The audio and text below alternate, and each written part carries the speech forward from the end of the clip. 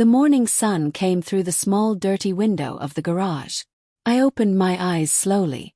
My back hurt from sleeping on the thin mattress on the cold concrete floor. The blanket I had was too small and full of holes. It did nothing to keep me warm during the cold nights. My name is Margaret Stone. I am 67 years old. For 42 years I worked as a head nurse at City General Hospital. Saved lives. I helped bring babies into this world. I held the hands of dying patients and gave them comfort in their last moments. I received awards. The mayor shook my hand at my retirement party. Doctors respected me. Patients loved me. Now I sleep in a garage like a stray dog. I sat up slowly. Every bone in my body made cracking sounds. My right shoulder had a big purple bruise. My daughter-in-law Jennifer pushed me into the wall 3 days ago. She was angry because I asked for food. She said I was being greedy. She said I should be grateful for what I get. I looked at my arms. They were so thin now. Like sticks. 6 months ago I weighed 168 pounds. Now I think I weigh maybe 130 pounds. Maybe less. My clothes hang on me like I am a skeleton wearing a costume. The garage was freezing. Winter was coming and there was no heater out here. Just concrete walls, a broken lawn mower in the corner, some old paint cans and my mattress. My prison. Through the small window I could see into my kitchen. My kitchen. The kitchen in the house I own. The house I paid off 12 years ago with my late husband before he died. Jennifer sat at my table eating breakfast. Pancakes, bacon, orange juice. Her long black hair was perfect as always. Her nails were painted red. She wore expensive clothes. All bought with my money. My son Daniel sat next to her. My baby boy. The child I gave birth to 35 years ago. The boy I raised alone after his father died. The boy I worked double shifts for so he could go to college. The boy who used to tell me I was the best mom in the world. He would not look at the garage. He had not looked at me in weeks. My stomach made loud hungry sounds. Yesterday I ate half a sandwich. The day before I ate some crackers. Jennifer controlled all the food. She decided when I could eat. She decided how much. She said it was her house now. Her rules. But it was not her house. It was mine. My name was on the deed. My money paid the mortgage for 30 years. My sweat and blood and tears built this life.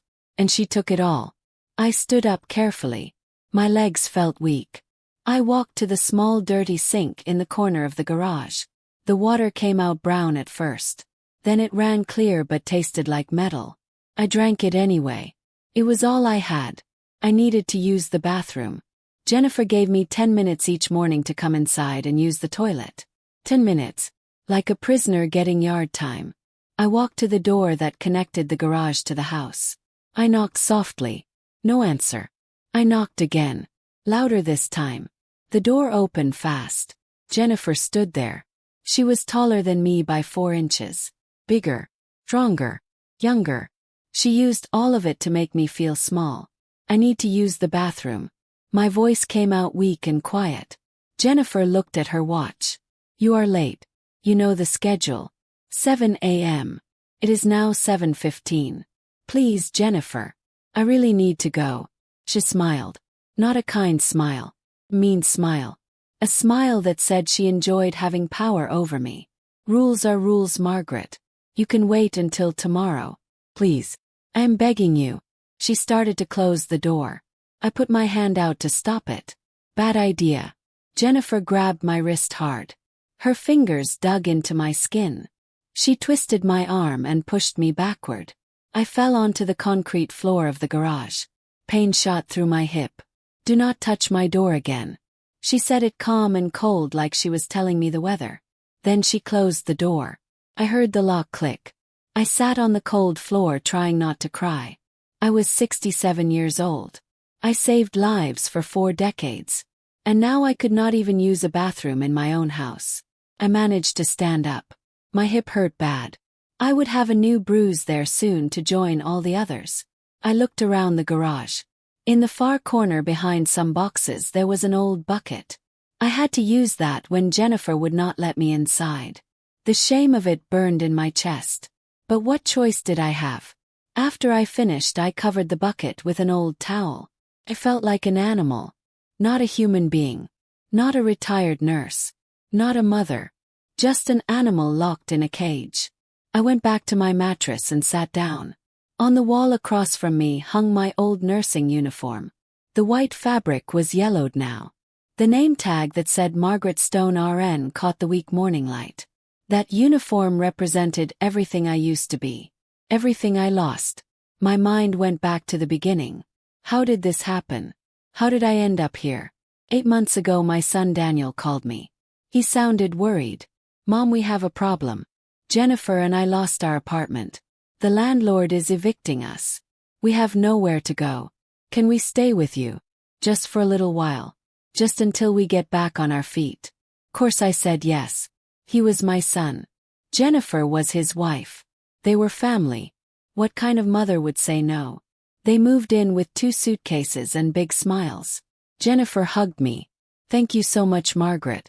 You are saving our lives. We will only stay a few months. We promise." That was 8 months ago. They never left. Instead they took over. Slowly at first. Then faster. Then completely. Started with small things. Jennifer rearranging my kitchen. Moving my furniture. Bringing in new things without asking. I did not say anything. I wanted to be a good mother-in-law. I wanted to keep the peace. Then came the money talk. 5 months ago Jennifer sat me down at the kitchen table. She had papers. Official-looking documents printed from the internet. "Margaret, you are doing so much. Paying bills. Managing your pension. Keeping track of everything. It must be exhausting. What if I helped? What if I took some of that burden off your shoulders?" "I do not mind doing it," said. "I have been managing my own finances for 40 years. No. But what if something happens? What if you forget to pay a bill? What if you get sick? With power of attorney I can take care of everything. You can just relax and enjoy retirement." I frowned at the papers. Power of attorney. That sounds serious. It is completely normal. My mother did the same thing with my grandmother. Just means I can help with the banking. Pay bills. Make sure everything runs smoothly. You keep control of everything important. It is just to make life easier. Daniel came over then. He kissed my cheek. "Mom, Jennifer is really good with money. It will be better for everyone. You work so hard your whole life. You deserve to rest." I was tired. I had spent the morning gardening in the hot sun. My back hurt. The papers had so many words. So many paragraphs. I did not have my reading glasses. "Are you sure this is normal?" "Yes. Completely normal." Jennifer smiled. "It is what families do. We take care of each other." Signed. 6 pages. Jennifer showed me where to put my signature. I did not read all the small print. Why would I need to? She was family. I trusted her. That was my mistake. The biggest mistake of my life. For the first month nothing changed. Bills got paid. My pension came like always. Jennifer said she moved everything to a joint account to make things easier. I still had access. If I needed money I just had to ask. Then slowly things started changing. I would ask for money to buy groceries and Jennifer would say we already bought groceries.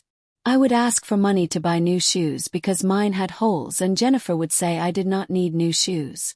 The old ones were fine. I started noticing new things appearing in the house. A huge television. New furniture. Expensive clothes. A brand new car in the driveway. All things I could not afford. All things I did not buy. One day I went to the bank. The woman at the counter was nice. She pulled up my account. I stared at the number. $300. That was all that was left. But my pension is $7,000 every month. Where did it all go? The woman typed on her computer. "Your pension is being deposited into a different account now. A joint account ending in 8452. That was set up 3 months ago." I drove home with my heart pounding. I found Jennifer in my living room watching my television. "Jennifer, we need to talk about the bank accounts." "What about them?" She did not even look at me. "My pension. It is going to some other account. There is only $300 in my checking account." "Oh, that. Yes, I moved everything to the joint account. It is more efficient this way. But I need to access my money. You have access. Just ask me when you need something. I need money to buy things. To pay for things. It is my money. Jennifer finally looked at me then. Something in her eyes was different. Harder. Colder. It is our money now, Margaret. I manage it. That is what you signed up for when you gave me power of attorney. I did not sign up for you to take all my money. She stood up. Suddenly she was using her height. Standing over me. I stepped back without meaning to. You signed the papers, Margaret. It is legal. I control the accounts now. And if you make trouble, I will have you declared incompetent. You are old. You forget things. I will put you in a nursing home. One of those state-run places for people with dementia. Think about that. My son Daniel came in from the other room. He saw me shaking. He saw Jennifer standing over me. He said nothing. Just looked at his phone. Daniel said, "Honey, please. Mom, just let Jennifer handle things. She knows what she is doing." That was when I knew he was part of it. Not tricked. Not fooled. Part of it. Things got worse fast after that. Jennifer started giving me rules. Times I could use the bathroom. Times I could enter the kitchen. What I could eat and when. 2 months ago she called me into the dining room. Daniel sat there silent. Jennifer stood. New arrangement, Margaret. You are taking up too much space in the house. The garage has everything you need. Place to sleep. Water.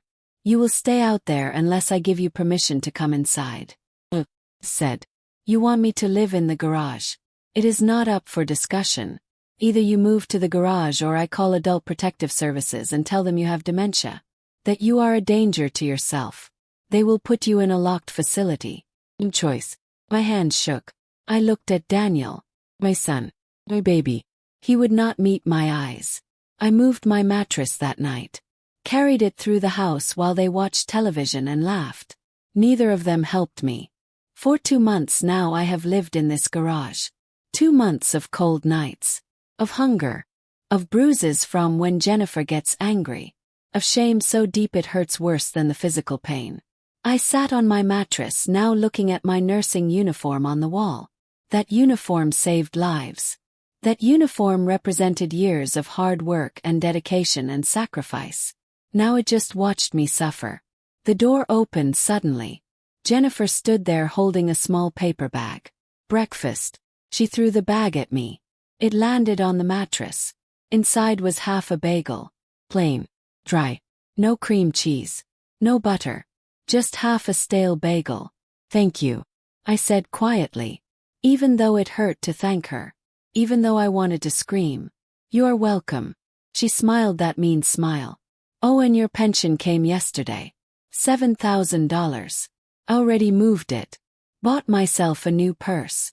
Went to a nice restaurant. Life is good, Margaret. Life is very good. She closed the door. Locked it. I heard her laughing as she walked away. I ate the half bagel slowly. Making it last. It was gone in 4 bites. My stomach still hurt with hunger, but it was all I had. I looked at the small window. Outside the sun was shining. People were living normal lives. Going to work. Taking care of their families. Free. I was trapped. But something inside me had changed in the last few days. A small flame of anger. Of determination. I was not dead yet.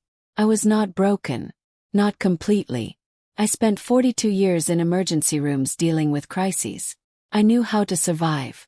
I knew how to wait for the right moment. I knew how to fight back when the time came. Jennifer thought she won. She thought I was beaten. She was wrong. I just needed to figure out how to fight back. And I needed help. My daughter Emma lived 2 hours away in the city. I had not talked to her in 4 months. Jennifer took my phone. Said she needed to pay the phone bill. I never got it back. There was an old phone in the garage. Flip phone from 10 years ago. Found it in a box. But it had no service. No minutes. No way to call anyone. Still I kept it. Held it sometimes. Looked at Emma's number that I had memorized. Wished I could call her. I needed to reach Emma. She was my only hope. But how could I reach her with no phone and no way to leave the property? Jennifer watched me constantly. Anytime I tried to take a walk, she followed me or made me come back. I was a prisoner in every sense of the word. Days passed. Each one the same as the last. Wake up cold and hurting. Get 10 minutes to use the bathroom if Jennifer was feeling generous. Get one small meal. Usually just crackers or a piece of bread. Sit in the garage all day. Sleep on the thin mattress all night. Repeat. My body was getting weaker. I could feel it. My muscles were wasting away. My bones hurt. My mind felt foggy sometimes from not eating enough. I knew I did not have much time. If this continued for much longer, I would get really sick. Maybe die.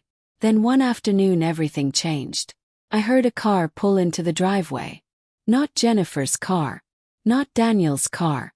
A different sound. Familiar sound. I looked through the small window. My heart stopped. Emma's blue Honda. The one with the dent in the back bumper from when she backed into a pole 3 years ago. Emma was here. I heard her voice from inside the house. Where is my mom? Jennifer answered. Emma. We did not know you were coming. Your mom is out in the garage. She is working on some project.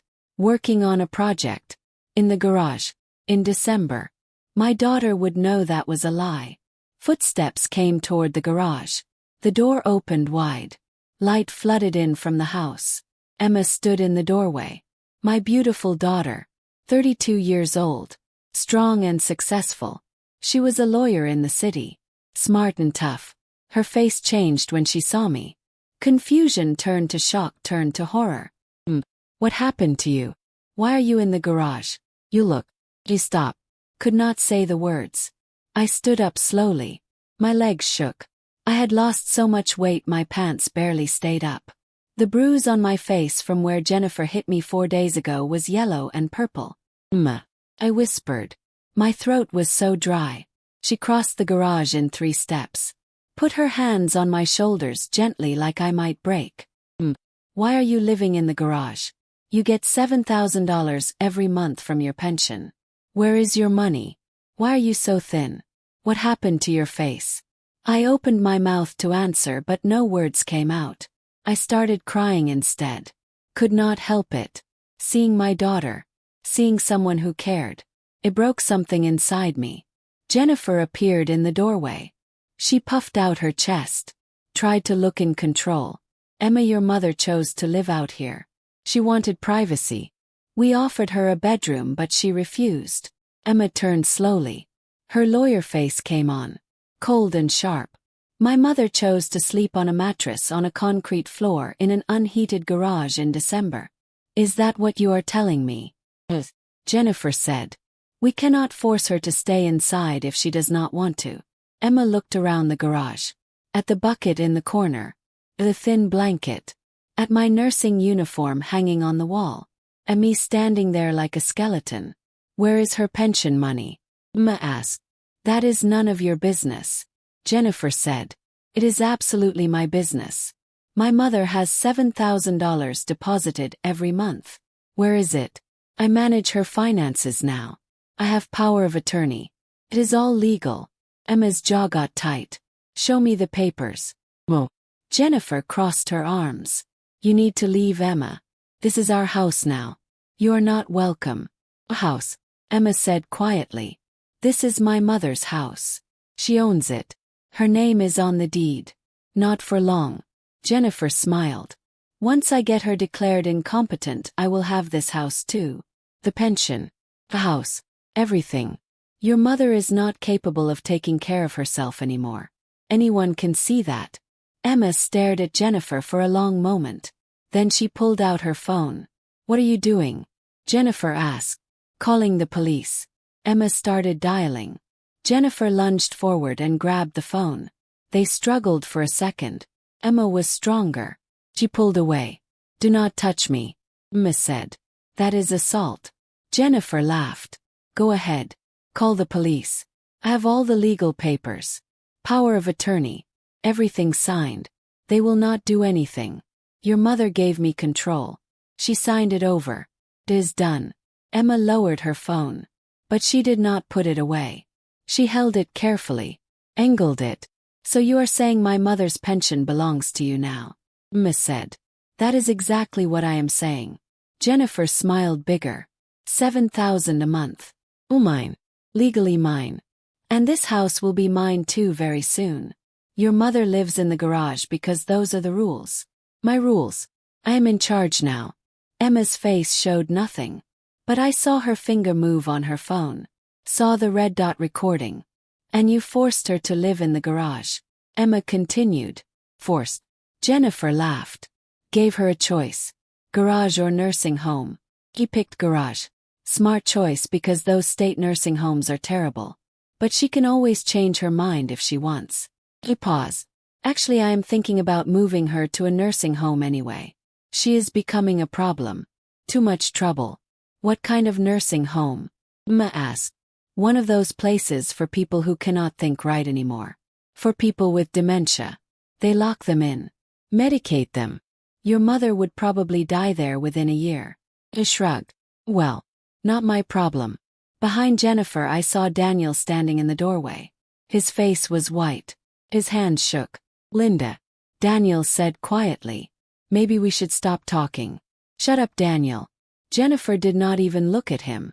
Emma needs to understand how things are now. This is our house. Our money. Margaret is just living here out of the goodness of our hearts. If she does not like it, she can leave. But she has nowhere to go. No money. Nothing. So she stays in the garage and follows my rules. Emma lowered her phone. Slipped it into her pocket. Thank you for explaining everything so clearly, Jennifer. Very helpful. Something in Emma's voice made Jennifer pause. Made her look uncertain for the first time. What do you mean helpful? Jennifer asked. Emma ignored her. He turned to me. Get your things. We are leaving. She cannot leave. Jennifer stepped forward. I have power of attorney. I make the decisions. Emma pulled a business card from her purse. Handed it to Jennifer. I am a lawyer. Estate law and elder abuse specifically. What you just described to me is multiple felonies under state law. Financial exploitation of an elderly person. Unlawful imprisonment.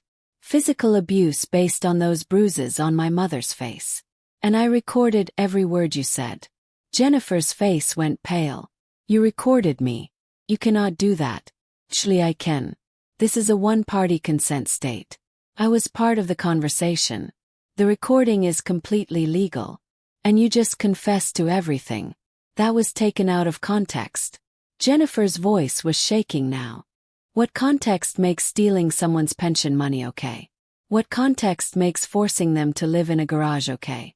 Emma's voice was cold. You are going to prison, Jennifer. And you are going to pay back every penny you stole. Jennifer looked at Daniel. Do something.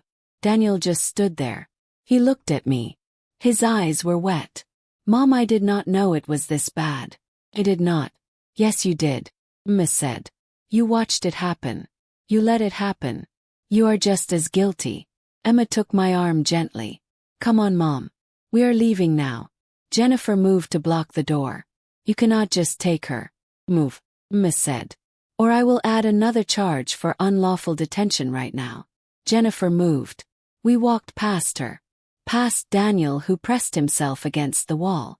Through the kitchen that used to be mine. Out the front door into the cold December air. Emma helped me into her car. The passenger seat was warm. Clean. We pulled out of the driveway. I looked back at the house. My house. Jennifer stood in the doorway with her arms crossed. Still trying to look powerful. But her eyes showed fear. We drove in silence for a few minutes. Then Emma spoke. How long has this been happening? 5 months, I said quietly. Since I signed the power of attorney papers. Did she hurt you physically? Besides the bruise on your face? He nodded. Several times. Push me. Hit me. Twisted my arm. Nothing that would break bones. She was careful about that. Emma's hands gripped the steering wheel hard. Her knuckles turned white. When we get to the hotel, I am calling the police. And my law firm. We are going to destroy her, Mom. Promise you that. We pulled into a hotel parking lot. Emma got us a room. 2 beds. clean white sheets, a bathroom with hot water and soap and towels. Emma ordered room service. Brought enough food for 4 people. Chicken, rice, vegetables, bread, salad. Slowly, Mom. Your stomach has probably shrunk. If you eat too fast you might get sick. I tried to eat slowly but it was so hard. Everything tasted so good. Real food. Warm food. Food that was not stale crackers or half a bagel. Emma watched me eat. Tears rolled down her face but she did not say anything. After I ate, Emma made phone calls. First to the police. Then to her law firm. Then to someone named Monica who apparently specialized in elder abuse cases. Then she came and sat next to me on the bed. I need to ask you some questions. They might be hard. But I need to know everything. They said. When did Jennifer first suggest the power of attorney? 5 months ago. She said it would make things easier. Did you want to sign it? I was tired. The papers were confusing. She said it was normal. Daniel said I should trust her. Did Jennifer ever threaten you? She said if I made trouble she would have me declared incompetent. That she would put me in a nursing home where I would die. Did she control your food? She decided what I could eat and when. Sometimes I would go days with almost nothing. The bucket in the garage. Emma's voice broke. Did you have to use that because she would not let you inside? Emma put her face in her hands. Mom, I'm so sorry. I should have visited sooner. I should have called more. I should have known something was wrong. You did not know. How could you? Jennifer took my phone. I had no way to reach you. We sat together for a while. Then Emma pulled out her phone. I recorded everything Jennifer said today. Her confession. Let me play it back for you. She played the recording. Jennifer's voice clear and proud. That is exactly what I am saying. 7,000 a month. Oh, mine. Legally mine. Your mother lives in the garage because those are the rules. My rules. I am in charge now. That recording is gold, Mom. Pure gold. Jennifer just confessed to multiple felonies. And she did it with a smile on her face because she thought she was untouchable. Emma looked at me. Tomorrow we are going to the police station to file a formal report. Then we are meeting with Monica. She is one of the best elder abuse attorneys in the state. We are going to get your money back. Your house back. Your life back. And Jennifer is going to prison. Can we really do all that? Yes. She has legal papers. Power of attorney. Obtained through coercion and threats. That makes it invalid. Plus the way she used that power of attorney amounts to theft. Financial exploitation. It is serious prison time, Mom. What about Daniel? He will face consequences too. He stood by and watched. That makes him complicit. But Emma paused. Maybe there is a chance for him later if he cooperates.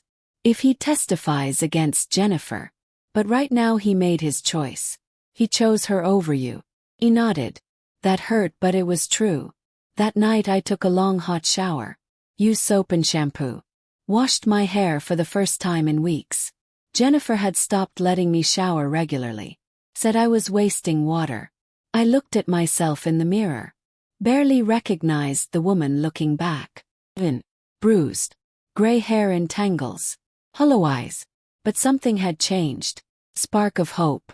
For the first time in months I felt like maybe things could get better. I climbed into the hotel bed.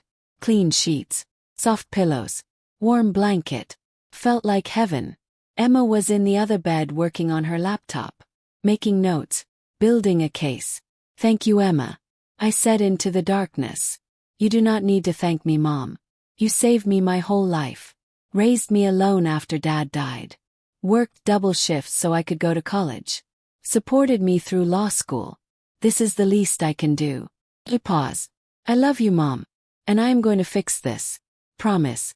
I fell asleep feeling safe for the first time in 5 months. The next morning we went to the police station. A detective named Sarah Mills met with us. She was around 50 years old. Kind eyes. Professional. Emma played the recording. Showed the detective photos of my bruises. Of the garage. Of the bucket.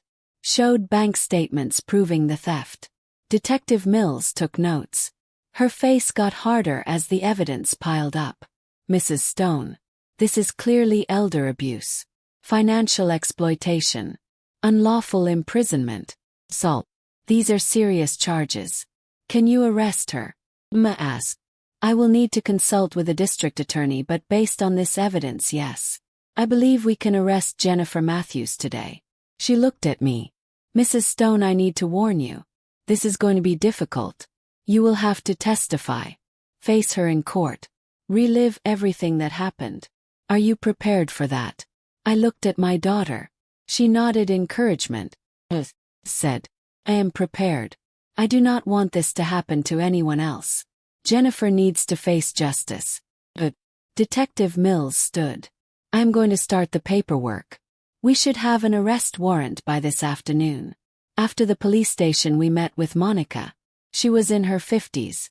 Professional suit. Confident energy. She listened to everything. Took notes. Asked detailed questions. Mrs. Stone, you have an excellent case.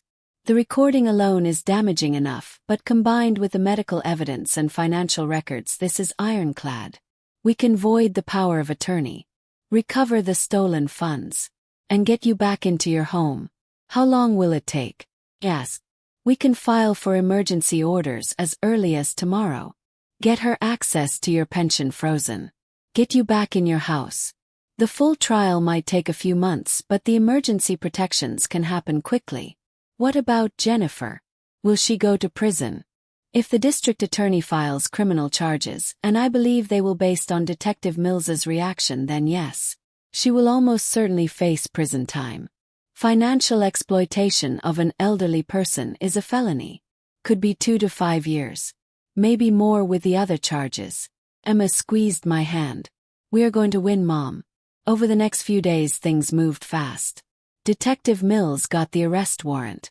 2 police officers showed up at my house and arrested Jennifer. She screamed. She cried. She claimed it was all a misunderstanding. Daniel called me that night. Mom, please. This has gone too far. Jennifer made mistakes, but she does not deserve prison. Mistakes, said. She starved me, beat me, stole my life savings. Those are not mistakes, Daniel. Those are crimes. I know, but please. She is my wife. And I am your mother. Or I used to be. I do not know what I am to you anymore. Hung up. Monica filed emergency court orders. A judge reviewed the evidence and ruled in our favor within 48 hours. Jennifer's access to my accounts was frozen. I was given immediate right to return to my house. Emma drove me home. We pulled into the driveway. Jennifer and Daniel were packing boxes into a moving truck. They had 24 hours to leave per the court order. Jennifer saw me get out of the car. Her face twisted with rage. You did this.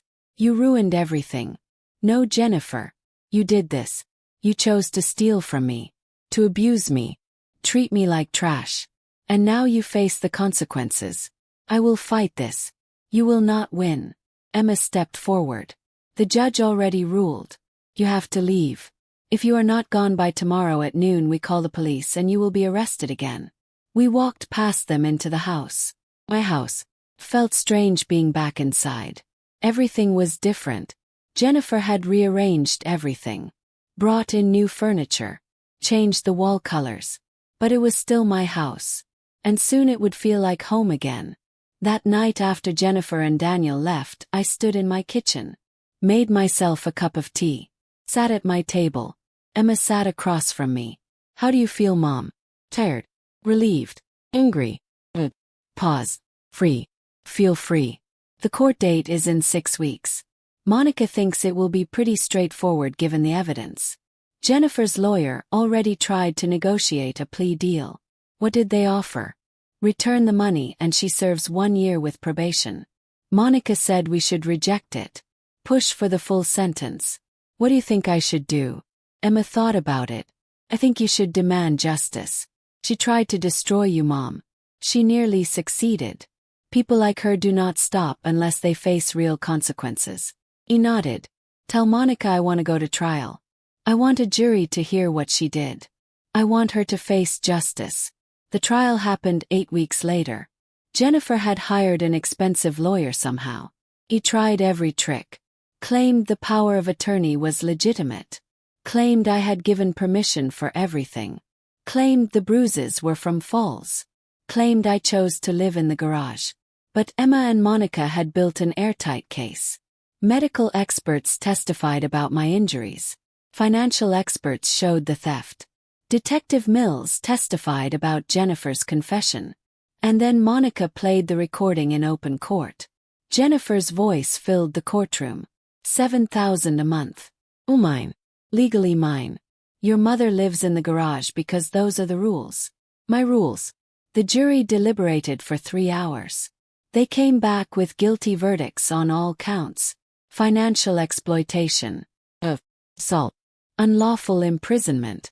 The judge sentenced Jennifer to 4 years in state prison. Ordered her to pay back every penny she stole plus damages and legal fees. Issued a permanent restraining order. Jennifer sobbed as they led her away in handcuffs. Felt nothing. No satisfaction. No revenge. Just emptiness. Daniel approached me in the courthouse hallway after. His eyes were red from crying. Mom, I am sorry. I'm so sorry. I should have stopped her. I should have protected you. I was weak and selfish and I failed you. Said. You did. You watched her abuse me and you said nothing. You are my son Daniel, but right now I do not know if I can forgive you. Understand. He looked down. For what it is worth, I am testifying for the prosecution. The DA offered me probation if I cooperate fully. I'm going to tell them everything. Every detail. Make sure Jennifer gets what she deserves. That is a start. Said. Maybe someday we can rebuild our relationship. But not now. Not yet. I walked away with Emma at my side. 6 months have passed since the trial. Life has slowly returned to normal. I changed all the locks on my house. Installed a security system. Rearranged the furniture back to how I like it. Painted the walls. Made it mine again. My pension was returned. All the money Jennifer stole was paid back plus interest. I opened new accounts at a different bank with extra security. Emma helped me find a therapist who specializes in trauma. Go every week. We talk about what happened. About the shame. The fear. The helplessness. Slowly I am healing. I joined a support group for elder abuse survivors. Hearing other people's stories helps. Knowing I am not alone. That what happened to me happens to others. That it was not my fault. The garage is just a garage again. Cleaned it out. Threw away the mattress and the bucket and the memories. Put my car back in there. Sometimes I walk in and look around. Remember what happened. Then I walk back out and close the door. The past stays in the past. My neighbors Mrs. Chen and her husband David have become close friends. They testified at the trial about things they saw. Jennifer being cruel. Me looking thinner and sadder each week. They said they should have done more to help, but they did not know what to do. I told them it was okay. Sometimes we do not recognize abuse when we see it. Sometimes we convince ourselves it is not our business. But now they know. And they watch out for other elderly people in the neighborhood. Make sure no one else suffers like I did. Daniel writes me letters from his apartment across town. He lost his job when the news about the trial spread. No one wanted to hire someone who let their mother be abused. He works at a warehouse now. Makes minimum wage. Lives in a tiny studio. His letters are full of apologies and regret. He is in therapy too. Learning about codependency. About how he let Jennifer control him. About how he failed as a son. I have not responded to his letters yet. I read them. Keep them in a drawer. But I am not ready to forgive. Maybe someday. But not now. Emma visits every month. Sometimes more often. She brings her husband and my grandchildren. We have dinner. We laugh. We talk about everything except what happened. It is nice to just be a grandmother again. To feel normal. One Saturday afternoon 3 months after the trial, I was gardening in my front yard. Planting flowers. Enjoying the spring sunshine. Car pulled up. Not one I recognized. A woman got out. She was around 50 years old. Nervous energy. She walked toward me slowly. Are you Margaret Stone? She asked. I stood up, brushed dirt off my hands. Who are you? My name is Patricia Green. I am Jennifer's mother. My whole body tensed. What do you want? Patricia looked down, twisted her hands together.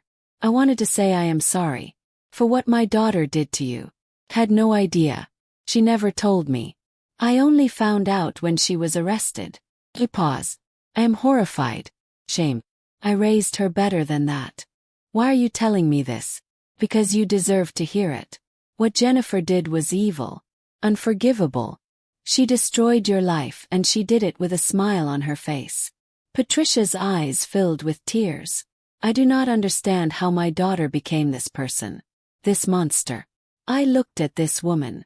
This mother grieving the loss of who she thought her daughter was. Thank you for coming, said. That took courage. Jennifer writes me letters from prison. Patricia continued.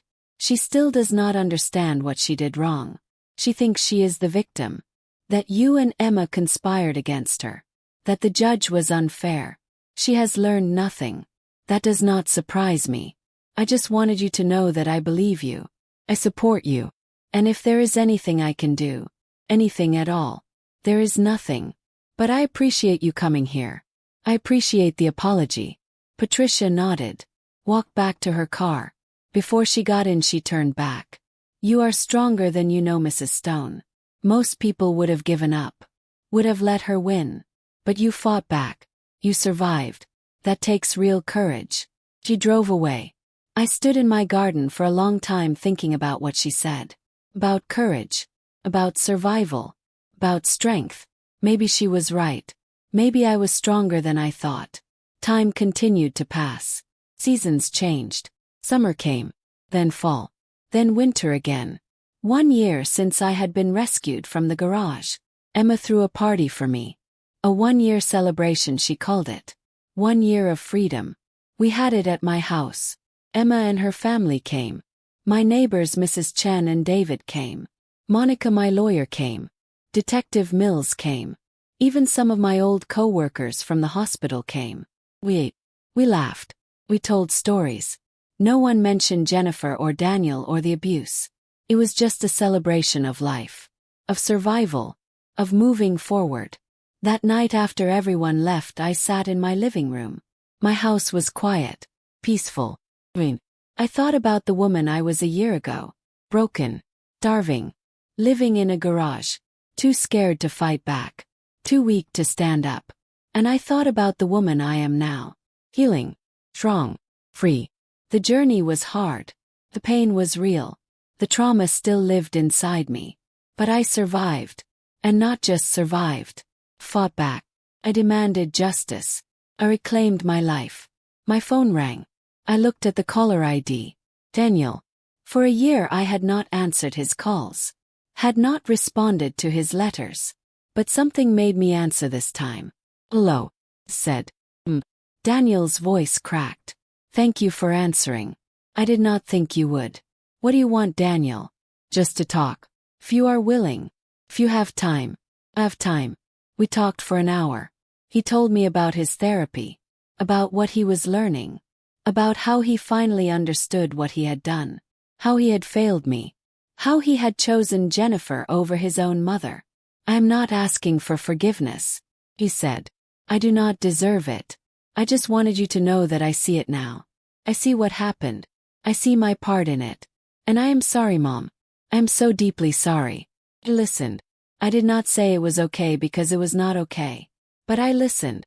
Thank you for calling, Daniel. I said when he finished. Can I call again sometime? Maybe we could have coffee. Just talk. Thought about it. Part of me wanted to say no. To keep him cut off forever. To make him pay for what he did. But another part of me remembered the little boy he used to be. The son who loved me. Child I raised. That person was still in there somewhere, buried under years of bad choices. Maybe, said. Someday. But not yet. I need more time. Understand. Take all the time you need. I will wait. However long it takes. We hung up. I sat in the quiet of my house thinking about forgiveness. About whether some things are too big to forgive. About whether I even wanted to forgive. I did not have the answers yet. Maybe I never would. 2 years after the trial, Emma called with news. Mom, I have something to tell you. Jennifer is up for early release. Good behavior. She could be out in 6 months. My stomach dropped. Ready. She was supposed to serve 4 years. Overcrowding in the prison system. They are letting non-violent offenders out early. Emma sounded angry. I tried to fight it, but the decision is made. She will be released in March. What does that mean for me? The restraining order is still in effect. She cannot come within 500 feet of you or your house. If she violates it, she goes back to prison immediately. And Monica and I will be watching. Any sign of trouble and we shut it down. I'm scared, Emma. I know, Mom. But you are not the same person you were 2 years ago. You are stronger now. And you have me. You have Monica. You have the police. You have an entire support system. Jennifer has nothing. She is the one who should be scared. Emma was right. I was not the same person. The woman who signed those power of attorney papers in fear and confusion no longer existed. The woman who lived in a garage too broken to fight back was gone. I was Margaret Stone, retired nurse, survivor, fighter, and I would not be a victim again. Jennifer was released from prison on a cold day in March. I know because Detective Mills called to tell me. She wanted me to be aware, to be prepared. That night I barely slept. Every sound made me jump. Every car that drove past made my heart race. I kept checking the security cameras, checking the locks, making sure everything was secure. But Jennifer never came. Days passed, then weeks, nothing. I learned later through Patricia that Jennifer had moved to another state, started using a different name, got a job as a waitress, was trying to build a new life far away from her past. But let her go. Let her start over somewhere else. As long as she stayed away from me, life continued. Normal days, quiet days, good days. I started volunteering at a local senior center teaching first aid classes. Using my nursing skills again felt good.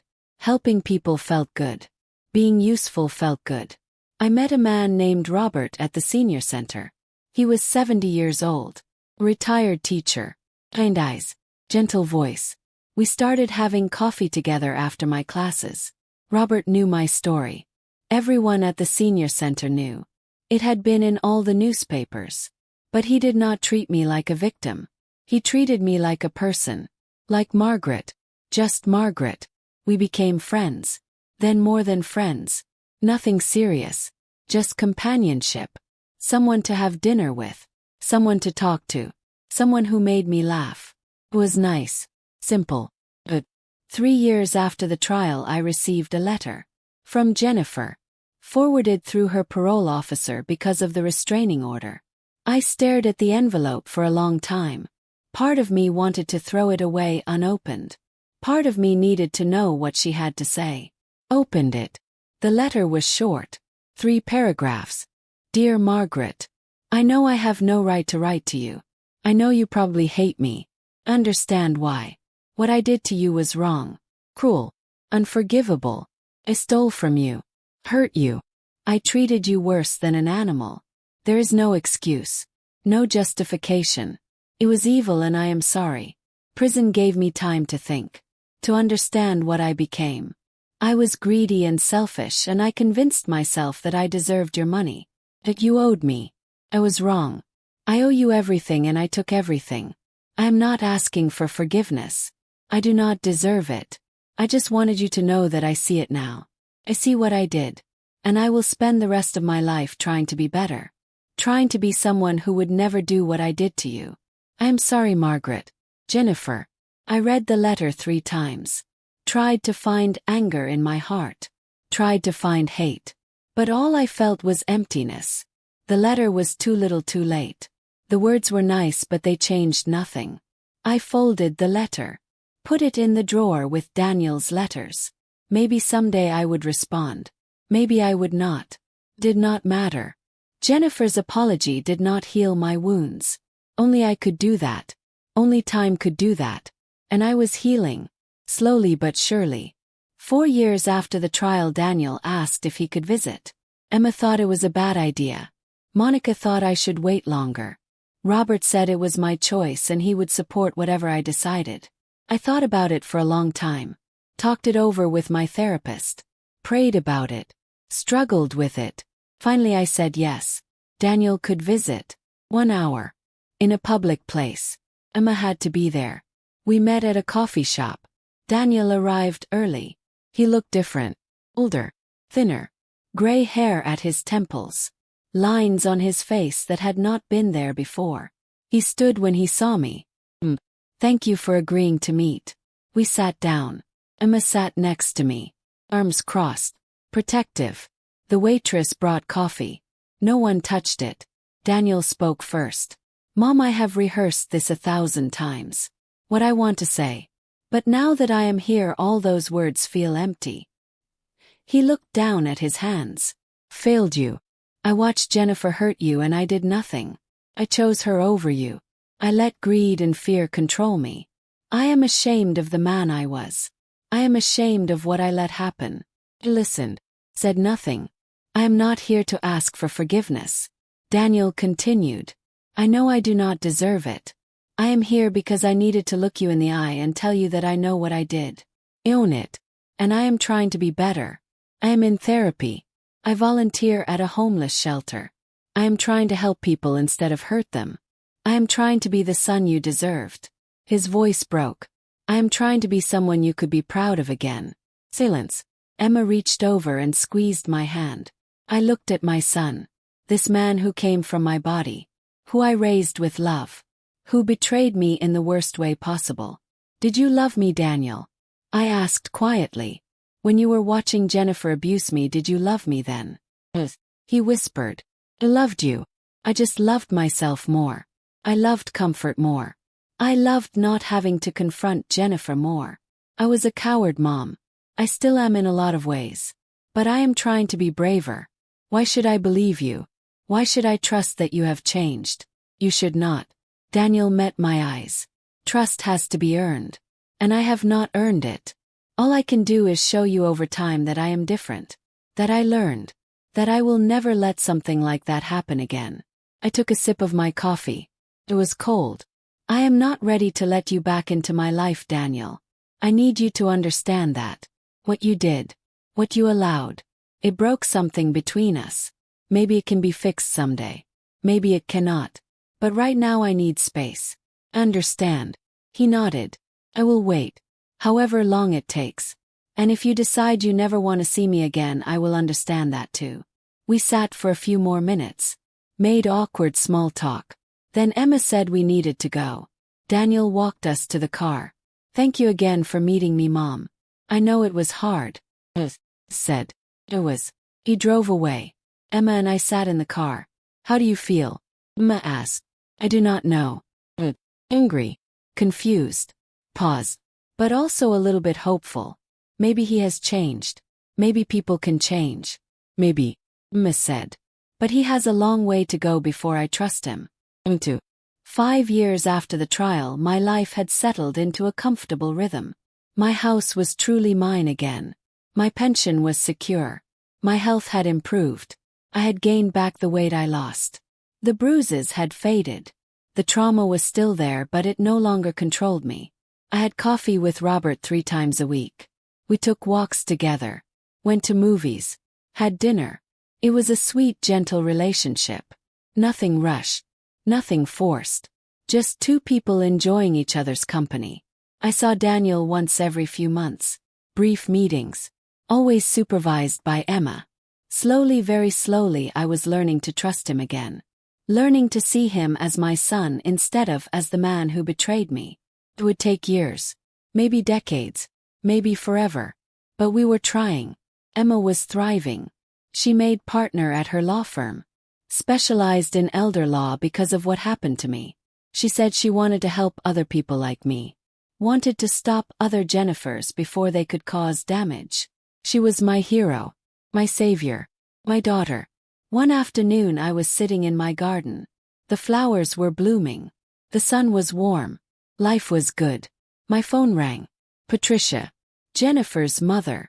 We had stayed in touch over the years.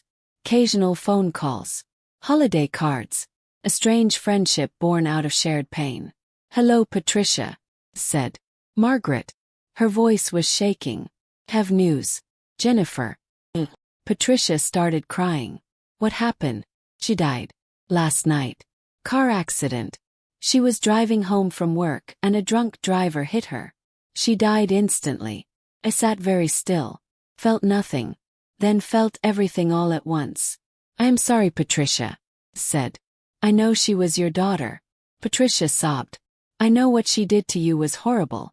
But she was still my baby. My little girl. And now she is gone." We talked for a while. I offered condolences. Said I was sorry for her loss. And I meant it.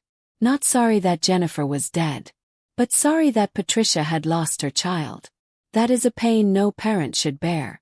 After we hung up, I sat in my garden thinking about Jennifer. About the woman who nearly destroyed me. Who stole from me. Who hurt me. Who locked me in a garage like an animal. She was dead. And I felt relief. Not happiness. Not satisfaction. Just relief. She could never hurt me again. Could never hurt anyone again. The threat was over. That night I told Emma. She was quiet for a long time. "How do you feel, Mom?" she asked. "Free," said. "Completely free. For 5 years I have been looking over my shoulder, waiting for Jennifer to show up, to violate the restraining order, to come after me again. Now I do not have to worry anymore. Understand? Is that wrong? Should I feel bad that I feel relieved?" Emma hugged me. "No, Mom. You feel how you feel. After what she did to you, you are allowed to feel relieved that she is gone. You are allowed to feel free." We sat together in comfortable silence. Mother and daughter. Survivors. 6 years after the trial, I was 73 years old. Healthy. Happy. Whole. I woke up each morning in my own bed. In my own house. Made coffee in my own kitchen. Ate breakfast at my own table. Spent my days however I wanted. My pension paid my bills. I had money in savings. I had security. Freedom. Robert asked me to marry him. Said no. Not because I did not love him. I did. But because I never wanted to risk losing my independence again. Never wanted to share my finances. Never wanted to give someone power over me. He understood. We stayed together. Companions. Partners. But each living in our own homes. Each maintaining our own independence. Daniel had proven himself over the years. Showed up consistently. Followed through on his promises. Respected my boundaries. We would never have the relationship we had before. That was gone forever. But we had something new. Something honest. Something real. He was my son. And I loved him. But I also knew who he was. What he was capable of. I loved him with my eyes open. Emma gave me 3 beautiful grandchildren. They visited often. Filled my house with laughter and noise and joy. They knew nothing about what had happened to me. They just knew I was grandma. And that was enough. On the 6th anniversary of my rescue from the garage, Emma threw another party. Smaller this time. Just close friends and family. We gathered in my living room. My home. Robert was there. Daniel was there. Emma and her family. Mrs. Chen and David. Monica. Detective Mills. All the people who helped save me. All the people who helped me rebuild. Emma raised her glass. Mom. To the strongest woman I know. To survival. Justice. To freedom. Everyone raised their glasses. To Margaret. I looked around the room at all these faces. All these people who cared. Who fought for me. Who believed in me. I thought about the woman I was 6 years ago. Broken. Starving. Locked in a garage. Too scared to fight. Too weak to hope. And I thought about the woman I was now. Strong. Free. Whole. Surrounded by love. The journey was painful. The scars were real. The trauma would never fully go away. But I survived. And more than survived. Thrive. I am Margaret Stone. I am 73 years old. I am a retired nurse. I am a mother. I am a grandmother. I am a friend. I am a survivor. I am a fighter. And I am free. That night after everyone left, I walked out to my garage. Opened the door. Looked inside. My car sat there. Tools hung neatly on the wall. Boxes stacked in the corner. Just a normal garage. No mattress. No bucket. No prison. I thought about the woman who slept here. Who suffered here. Who nearly died here. She was part of me, but she was also gone. Transformed into someone stronger. Closed the garage door. Locked it. Walked back into my house. My home. My sanctuary. Made myself a cup of tea. Sat in my favorite chair. Turned on the television. A normal evening. Peaceful evening. An evening that was completely and totally mine. Outside the stars came out. The world kept turning. Life continued. And I was okay. More than okay. I was happy. I survived the worst thing I could imagine. And I came out the other side. Not unscathed. Not unchanged. But alive. Strong. Free. Jennifer tried to break me. She nearly succeeded. But I am not broken. I am bent. I am scarred. But I am not broken. I am still here. Still standing. Still living. Still fighting. And that is victory. That is triumph. That is everything. 7 years later, I am 74 years old. My life is simple and good. I spend my days gardening, reading, teaching first aid at the senior center, having coffee with Robert, playing with my grandchildren, visiting with friends.